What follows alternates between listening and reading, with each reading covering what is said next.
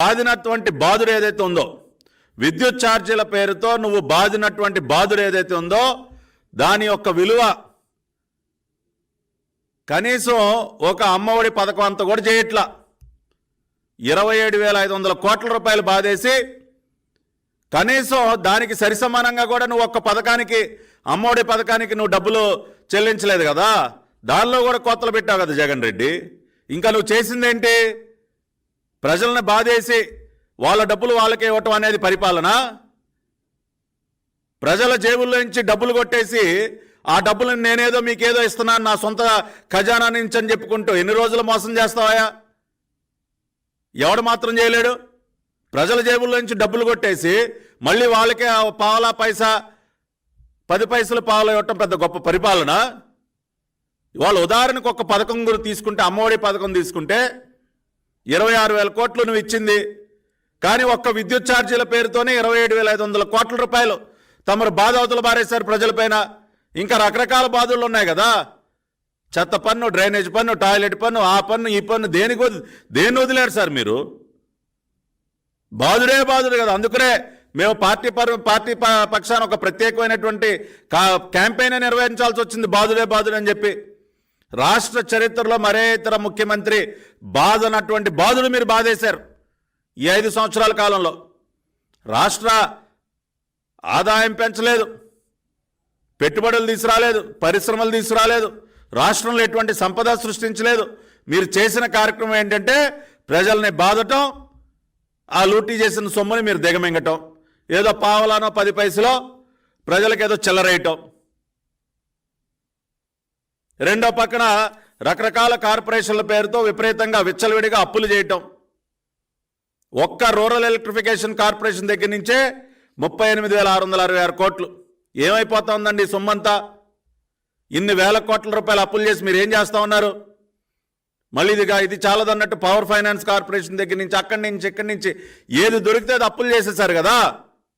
ఇన్ని వేల కోట్ల రూపాయలు అప్పులు చేస్తున్నప్పుడు మీరు ఇంత భారీగా ఛార్జీలు పెంచాల్సిన అవసరం దేనికి వచ్చిందండి?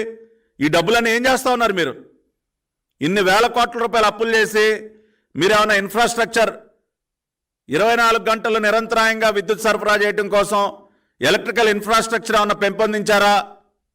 ఆఖరికి రైతన్నలను కూడా వదలకుండా వాళ్ళకి కూడా మీటర్లు పెట్టేసి, వ్యవసాయ కనెక్షన్లకు కూడా మీటర్లు పెట్టేసి ఇవాళ రైతన్నల మెడకు కూడా ఒక ఉరితాడు బిగిస్తూ ఉన్నారు కదా. ఏం మంచి చేస్తూ ఉన్నారు మీరు? విద్యుత్ రంగంలో మీరు చేసినటువంటి మంచి ఏంటి గత 5 సంవత్సరాల కాలంలో?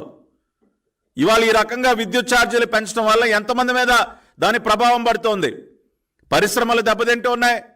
ఇవాళ పరిశ్రమలపైన విపరీతమైనటువంటి భారం, వాళ్ళకి ఛార్జీలు పెరిగిపోయాయి, వ్యాపారస్తుల మీద పెరిగిపోయాయి.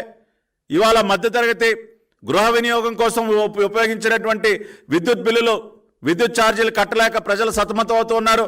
అన్ని వర్గాల ప్రజలపైన కూడా ఇంత భారీ ఎత్తున మీరు భారాలు మోపి మీరు విద్యుత్ రంగంలో చేసినటువంటి మంచి ఏంటి?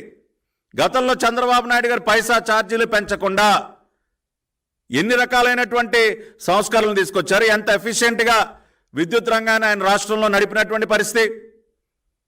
ఇవాళ అప్రకటిత కరెంటు కోతలు, రైతన్నకి ఎప్పుడు కరెంటు వస్తుందో తెలియదు. మీరు ఇచ్చినటువంటి ఆ విద్యుత్, ఉచిత విద్యుత్ పేరుతో ఎప్పుడు కరెంటు వస్తుందో తెలియదు. ఇవాళ దానికి కూడా మళ్ళీ మీటర్లు బిగిస్తూ ఉన్నారు.